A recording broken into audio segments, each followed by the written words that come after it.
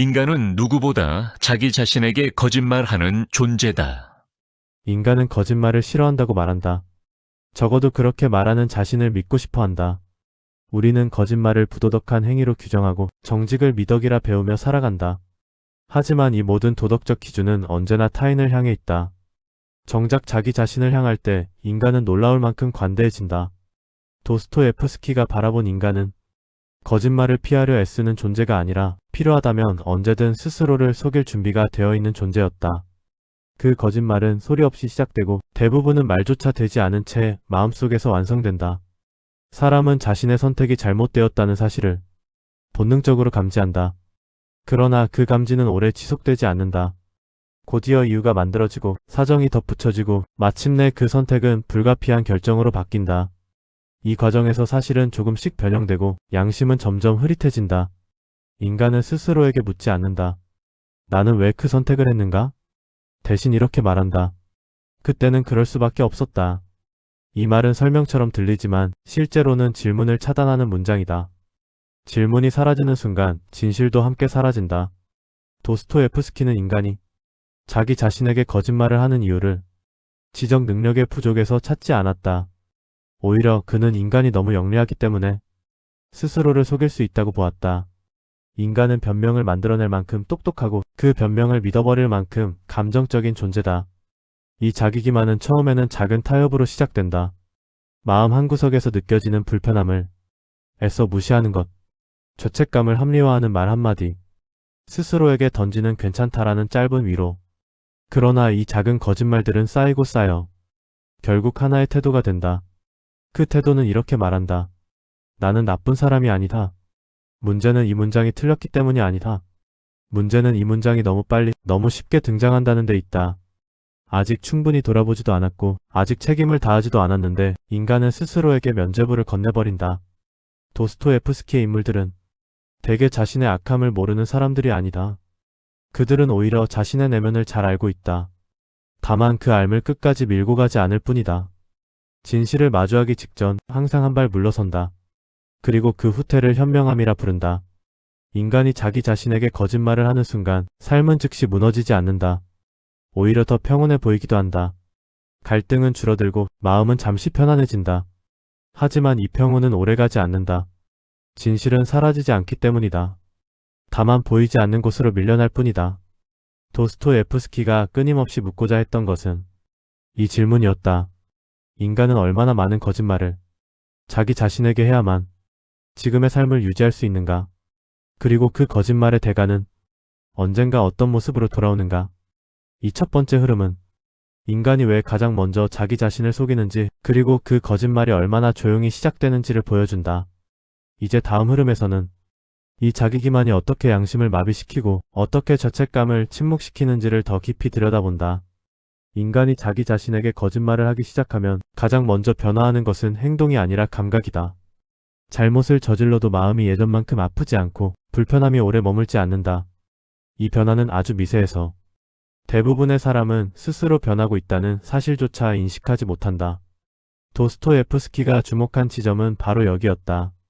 인간은 양심을 잃는 존재가 아니라 양심의 소리를 점점 작게 만드는 존재라는 점이다. 양심은 사라지지 않는다. 다만 반복되는 자기기만 속에서 점점 들리지 않게 될 뿐이다. 처음에는 분명히 죄책감이 있다. 선택이 잘못되었다는 것을 알기에 마음 한구석이 불편하고 스스로를 똑바로 바라보기가 어렵다. 그러나 인간은 이 불편함을 오래 견디는데 서툰 존재다. 그래서 고통을 제거하는 대신 고통을 느끼는 감각 자체를 흐리게 만든다.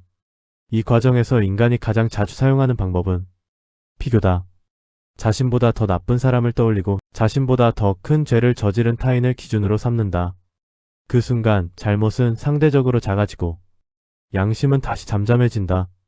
도스토예프스키는 이 비교가 인간을 구원하지 못한다고 보았다. 비교는 진실을 가리는 데는 능숙하지만 영혼을 정화하지는 못하기 때문이다. 또 다른 방식은 반복이다.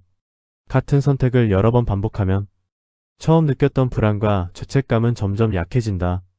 처음에는 스스로를 설득해야 했던 일이 어느 순간부터는 설명조차 필요 없어지는 상태가 된다. 이 지점에서 인간은 더 이상 거짓말을 하고 있다는 느낌조차 받지 않는다. 거짓은 일상이 되고 일상은 곧 기준이 된다. 도스토옙스키의 인물들은 이 상태에 이르렀을 때 비극에 가장 가까워진다. 왜냐하면 그들은 더 이상 자신을 의심하지 않기 때문이다. 의심이 사라진 자리에 들어서는 것은 확신이 아니라 무감각이다. 그리고 무감각은 어떤 악보다도 위험하다. 악은 최소한 갈등을 남기지만 무감각은 갈등조차 허용하지 않는다. 인간은 흔히 양심의 가책을 느끼지 않는다고 말한다. 그러나 도스토옙스키의 관점에서 보면 이 말은 사실이 아니다. 정확히 말하자면 양심이 없는 것이 아니라 양심의 목소리를 듣지 않기로 선택한 것이다. 그리고 그 선택은 언제나 자기 자신에게 한 작은 거짓말에서 시작된다. 이 자기 기만은 시간이 지날수록 점점 더 정교해진다. 처음에는 감정에 기대던 변명이 나중에는 논리로 포장되고 마침내 신념의 형태를 띈다. 그 순간 인간은 더 이상 자신을 속이고 있다는 사실을 받아들일 수 없게 된다. 왜냐하면 그 거짓말이 이미 자신의 정체성이 되어버렸기 때문이다. 도스토옙스키가 반복해서 경고한 것은 바로 이 지점이다. 자기 자신에게 거짓말을 오래 한 인간은 어느 날 진실을 마주할 기회를 잃는다. 진실이 사라져서가 아니라 진실을 받아들일 수 있는 감각이 이미 마비되었기 때문이다. 양심이 완전히 침묵하는 순간은 극적인 사건과 함께 오지 않는다. 그것은 아주 조용하게 일상 속에서 완성된다. 아무렇지 않게 넘어간 한 번의 선택, 대수롭지 않게 합리화한 한 번의 행동, 그 모든 것이 쌓여 인간을 자기 자신으로부터 멀어지게 만든다. 이 두 번째 흐름은 자기 기만이 어떻게 양심을 마비시키고 왜 인간이 스스로의 내면을 점점 듣지 못하게 되는지를 보여준다. 다음 흐름에서는 이렇게 침묵한 양심이 결국 어떤 형태로 인간 앞에 되돌아오는지를 다룬다. 양심이 침묵했다고 해서 그 결과가 사라지는 것은 아니다. 도스토옙스키가 보기에 자기 자신에게 거짓말을 한 대가는 즉각적인 처벌이 아니라 지연된 붕괴의 형태로 돌아온다. 그리고 그 붕괴는 외부에서 시작되지 않는다. 항상 내면에서 먼저 일어난다. 인간은 스스로를 속인 대가로 점점 더 설명할 것이 많아진다. 자신의 행동을 이해시키기 위해 말이 늘어나고 이유가 복잡해진다. 간단했던 선택은 이제 긴 이야기 없이는 설명되지 않는다. 이때 인간은 이미 자신의 삶을 살고 있다기보다 자신의 삶을 변호하고 있는 상태에 가깝다. 도스토옙스키의 인물들이 끊임없이 독백을 반복하는 이유도 여기에 있다. 그 독백은 타인을 설득하기 위한 것이 아니다. 자기 자신을 납득시키기 위한 몸부림이다. 그러나 아무리 말을 턱 붙여도 마음 깊은 곳에서는 설명되지 않는 공백이 남는다. 그 공백이 바로 자기 기만이 남긴 흔적이다. 인간은 이 공백을 견디지 못한다. 그래서 더 많은 소음으로 채우려 한다. 일관계 분주함, 끝없는 생각과 말들. 그러나 아무리 채워도 그 공백은 사라지지 않는다. 왜냐하면 그것은 무언가가 부족해서 생긴 공간이 아니라 외면된 진실이 차지하고 있어야 할 자리이기 때문이다. 도스토옙스키는 이 단계에 이른 인간이 불안과 공포를 느끼기 시작한다고 보았다. 이 불안은 분명한 이유를 갖지 않는다. 그래서 더 위험하다. 이유 없는 불안은 언제든 타인을 향한 분노로 바뀔 수 있고 세상을 향한 적대감으로 변질될 수 있기 때문이다. 자기 자신에게서 시작된 거짓말이 결국 외부를 향한 폭력으로 번지는 순간이다. 이때 인간은 종종 이렇게 말한다. 세상이 나를 이렇게 만들었다. 그러나 도스토옙스키의 시선은 냉정하다. 세상이 인간을 망가뜨리는 것이 아니라 인간이 스스로에게 한 거짓말이 세상을 견디지 못하게 만든다는 것이다. 외부의 불행은 계기일 뿐 붕괴의 원인은 이미 내부에 존재한다. 자기 기만의 또 다른 대가는 고립이다. 자기 자신에게 정직하지 못한 인간은 타인과도 진실하게 연결될 수 없다. 왜냐하면 관계는 서로를 드러내는 용기 위에서만 유지되기 때문이다. 겉으로는 많은 사람과 함께 있어도 마음 깊은 곳에서는 항상 혼자라는 감각이 따라다닌다. 도스토옙스키의 세계에서 고독은 단순한 외로움이 아니다. 그것은 자기 자신과의 단절에서 비롯된 상태다. 스스로를 속인 인간은 결국 자신과 대화할 수 없게 되고 그 결과 누구와도 완전히 만날 수 없게 된다. 이 고독은 사람들 사이에 있어도 사라지지 않는다. 그리고 마침내 자기 기만의 가장 큰 대가가 모습을 드러낸다.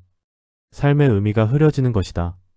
왜 사는지, 무엇을 위해 선택하는지, 어디로 가고 있는지에 대한 감각이 점점 희미해진다. 도스토예프스키는 이 상태를 인간의 진짜 위기로 보았다. 도덕의 붕괴보다 의미의 붕괴가 먼저 온다고 보았기 때문이다. 인간은 의미를 잃은 순간 아무 선택이나 하게 된다. 그 선택이 옳은지 그른지는 더 이상 중요하지 않다. 중요한 것은 아무것도 느끼지 않는 상태에서 벗어나는 것이다. 이때 인간은 스스로도 이해하지 못할 행동을 하게 되고 그 행동은 또 다른 거짓말을 낳는다. 이 세 번째 흐름은 자기 자신에게 한 거짓말이 어떻게 불안, 고립, 의미 상실로 이어지는지를 보여준다. 다음 흐름에서는 도스토예프스키가 말한 고통의 역할을 다룬다. 왜 그는 고통을 인간을 깨우는 마지막 통로로 보았는지 그 이유를 깊이 들여다본다. 도스토예프스키는 인간을 절망으로만 몰아넣는 사상가가 아니었다. 그가 끝까지 붙잡고 있던 질문은 이것이었다. 이렇게 자기 자신에게 거짓말을 하며 무너지는 인간에게 과연 다시 깨어날 길은 있는가? 그가 내놓은 대답은 의외로 단순하면서도 가혹하다. 그 길은 오직 고통을 통과해서만 열린다는 것이다. 인간은 편안할 때 자신을 돌아보지 않는다. 삶이 무난히 흘러갈수록 자기 기만은 더 단단해지고 더 교묘해진다. 불편함이 사라진 자리에는 성찰이 아니라 안일함이 자리 잡는다. 그래서 도스토예프스키는 고통이 없는 삶을 축복으로 보지 않았다. 그에게 고통은 처벌이 아니라 신호였다. 자기 자신에게 쌓아온 거짓말이 더 이상 유지될 수 없다는 경고. 양심이 마지막으로 보내는 구조 신호였다. 인간은 이 신호를 무시할 수도 있다. 하지만 무시할수록 고통은 더 깊고 더 날카로운 형태로 돌아온다. 도스토예프스키의 인물들은 대개 고통의 순간에서 갈림길에 선다. 한쪽 길은 이전과 같은 방식이다. 고통의 원인을 외부에서 찾고 누군가를 탓하고 또 다른 거짓말로 자신을 보호하는 길이다. 이 길은 익숙하고 편하다. 그러나 결국 더 깊은 어둠으로 이어진다. 다른 한쪽 길은 훨씬 어렵다. 고통을 피하지 않고 바라보는 것이다. 왜 내가 이렇게 괴로운지, 무엇을 외면해왔는지, 어디에서부터 스스로를 속이기 시작했는지를 정면으로 마주하는 길이다. 이 순간 인간은 자기 자신 앞에서 더 이상 변명할 수 없게 된다. 도스토예프스키는 이 정면 대면의 순간을 인간이 가장 두려워하는 순간으로 보았다. 왜냐하면 이때 인간은 자신의 선택을 남 탓으로 돌릴 수 없고 불행을 환경의 탓으로만 설명할 수도 없기 때문이다. 모든 시선이 자기 자신을 향하게 된다. 고통은 이때 잔인한 질문을 던진다. 너는 정말로 알고도 그 길을 선택하지 않았는가? 너는 정말로 몰라서 그런 사람이 되었는가? 이 질문에 솔직하게 답하는 순간 그동안 쌓아온 자기 기만은 한 겹씩 벗겨지기 시작한다. 물론 이 과정은 결코 아름답지 않다. 후회, 수치심, 분노, 절망이 한꺼번에 몰려온다. 도스토예프스키는 이 감정들을 제거하려 하지 않았다. 오히려 그는 이 감정들이야말로 인간이 아직 살아있다는 증거라고 보았다. 아무것도 느끼지 않는 상태보다 차라리 고통이 낫다고 말한다. 이 고통을 통과한 인간은 이전과 똑같아지지 않는다. 완벽해지지도 않는다. 하지만 한 가지는 분명히 달라진다. 더 이상 쉽게 자기 자신에게 거짓말하지 못하게 된다. 왜냐하면 그 거짓말의 끝이 어디로 이어지는지를 몸으로 기억하게 되었기 때문이다. 도스토예프스키에게서 구원은 갑작스럽게 찾아오지 않는다. 조용하고 느리고 고통스러운 인식의 과정 속에서 조금씩 모습을 드러낸다. 그리고 그 출발점은 언제나 같다. 자기 자신에게 했던 거짓말을 하나씩 인정하는 것. 이 네 번째 흐름은 왜 도스토예프스키가 고통을 인간을 파괴하는 것이 아니라 인간을 깨우는 마지막 수단으로 보았는지를 보여준다. 다음 흐름에서는 이 고통 이후에 찾아오는 변화, 즉 정직해진 인간의 내면을 다룬다. 고통을 통과한 인간은 이전과 같은 방식으로 세상을 보지 않는다. 무언가를 더 많이 알게 되어서가 아니라 무언가를 더 이상 속일 수 없게 되었기 때문이다. 도스토예프스키가 말한 변화는 지식의 증가가 아니라 태도의 변화였다. 이 단계에 이른 인간은 자기 자신을 과장하지 않는다. 스스로를 선하다고 쉽게 말하지도 않고 악하다고 단정하지도 않는다. 대신 이렇게 말할 수 있게 된다. 나는 약한 존재다. 이 고백은 패배가 아니다. 오히려 처음으로 현실과 맞닿는 순간이다. 자기 기만 속에 있을 때 인간은 늘 극단으로 치닫는다. 스스로를 지나치게 미화하거나 반대로 완전히 부정한다. 하지만 정직해진 인간은 그 사이 어딘가에 머문다. 도스토옙스키는 이 균형 상태를 인간이 도달할 수 있는 가장 현실적인 성숙으로 보았다. 이 정직함은 말을 많이 하게 만들지 않는다. 오히려 말수를 줄인다. 더 이상 자신을 설명할 필요가 줄어들기 때문이다. 변명할 필요도 설득할 필요도 사라진다. 자기 자신 앞에서 이미 많은 이야기가 끝났기 때문이다. 도스토옙스키의 시선에서 정직해진 인간의 가장 큰 변화는 타인을 바라보는 방식이다. 자기 자신에게 솔직해진 인간은 타인을 쉽게 심판하지 않는다. 왜냐하면 인간이 얼마나 쉽게 자기 자신에게도 거짓말을 하는지를 이미 너무 잘 알기 때문이다. 이때 비로소 연민이 생겨난다. 연민은 우월함에서 나오지 않는다. 나는 다르다라는 생각이 아니라 나도 같은 존재다라는 인식에서 비롯된다.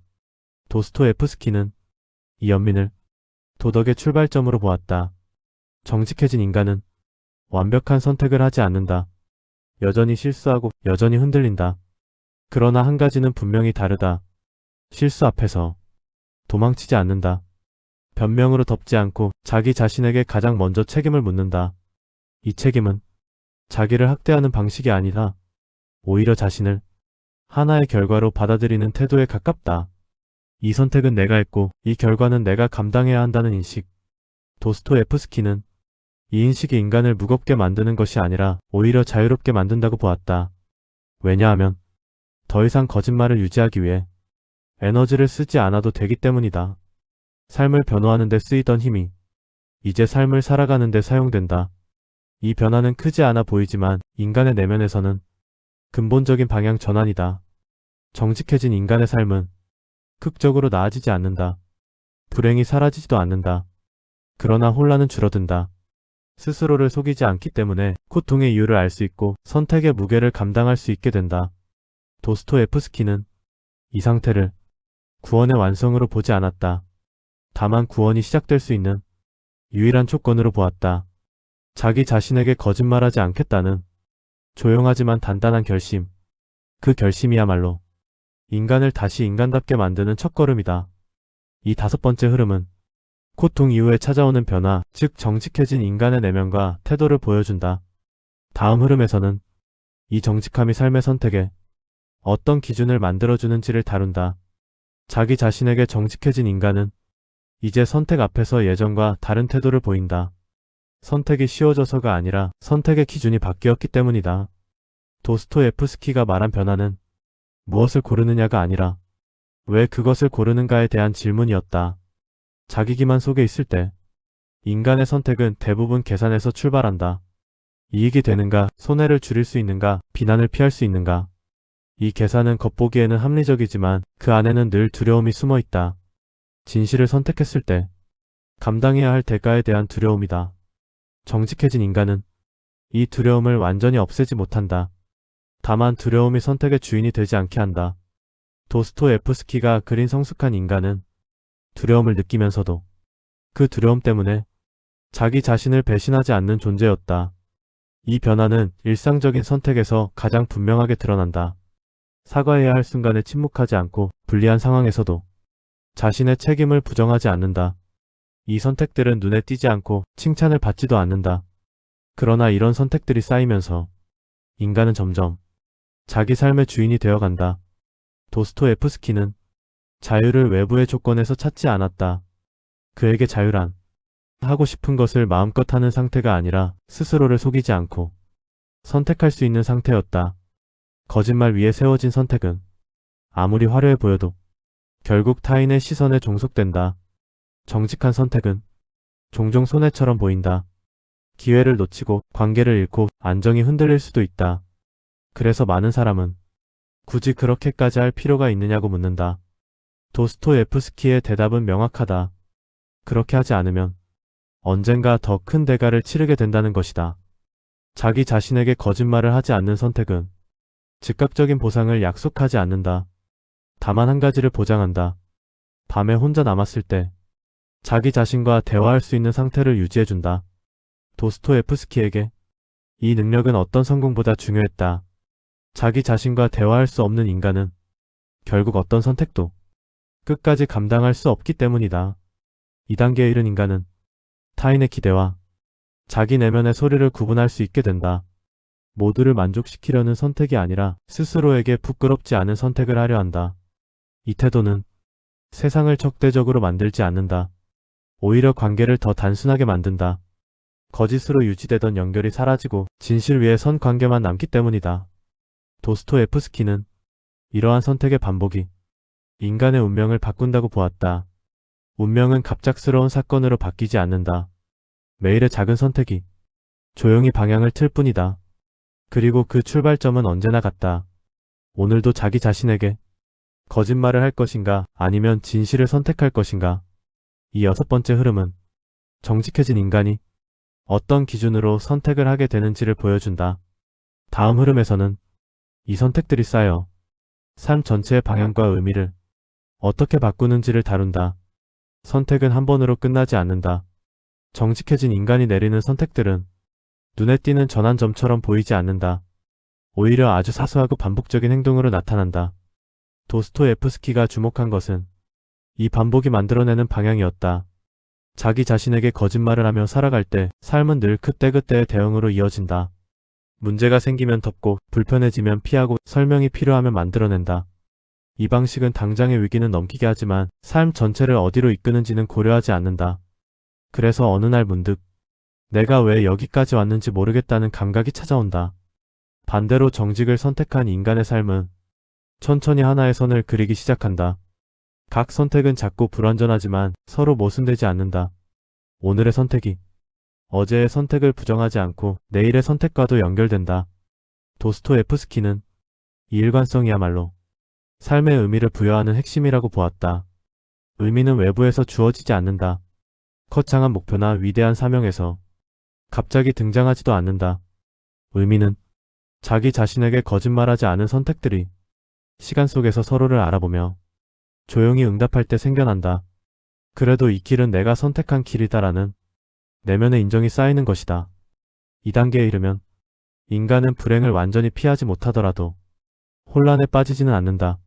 왜 괴로운지 알고 있고 왜 힘든 선택을 했는지도 알고 있기 때문이다. 도스토옙스키는 이 상태를 인간이 감당할 수 있는 가장 현실적인 행복으로 보았다. 기쁨이 넘치지 않아도 자기 자신을 잃지 않는 상태. 자기 기만 속에 있던 시절에는 삶이 끊임없이 흔들린다. 사람들의 평가, 상황의 변화, 우연한 사건 하나에도 자기 확신이 무너진다. 그러나 정직해진 인간은 외부의 흔들림과 내부의 기준을 구분할 수 있다. 세상이 요동쳐도 내면의 방향은 유지된다. 도스토옙스키는 이 방향성을 인간의 존엄과 연결했다. 존엄은 남보다 높아지는 데서 오지 않는다. 스스로 선택한 삶을 끝까지 살아낼 수 있다는 감각에서 온다. 자기 자신에게 거짓말하지 않는 인간은 비록 실패하더라도 자신의 실패를 대신 살아줄 타인을 찾지 않는다. 이 삶은 고독해 보일 수 있다. 하지만 그 고독은 자기 자신과 단절된 고립이 아니다. 오히려 자기 자신과 함께 있는 상태에 가깝다. 도스토옙스키에게 이 고독은 벌이 아니라 성숙의 징표였다. 스스로의 내면을 견딜 수 있는 인간만이 타인과도 진실하게 만날 수 있기 때문이다. 삶의 방향이 잡히면 과거를 바라보는 시선도 달라진다. 실수와 후회는 사라지지 않지만 더 이상 자신을 부정하는 증거로 쓰이지 않는다. 그것들은 어디서부터 거짓말이 시작되었는지 어디서 다시 돌아왔는지를 알려주는 좌표가 된다. 도스토옙스키는 이 기억의 재해석이 인간을 앞으로 나아가게 한다고 보았다. 이 7번째 흐름은 정직한 선택들이 쌓여 어떻게 삶 전체의 방향과 의미를 만들어내는지를 보여준다. 마지막 흐름에서는 도스토옙스키가 던진 가장 근본적인 질문으로 돌아간다. 인간은 왜 끝내 자기 자신에게 정직해져야 하는가? 도스토옙스키가 끝까지 파고들었던 질문은 인간이 얼마나 악해질 수 있는가가 아니었다. 그가 진짜로 묻고자 했던 것은 인간이 얼마나 오래 자기 자신에게 거짓말을 하며 살아갈 수 있는가였다. 인간은 많은 것을 견딜 수 있다. 가난, 실패, 상실, 고독까지도 어느 정도는 버텨낸다. 그러나 도스토옙스키는 인간이 끝내 견디지 못하는 것이 하나 있다고 보았다. 그것은 자기 자신과 완전히 단절된 상태다.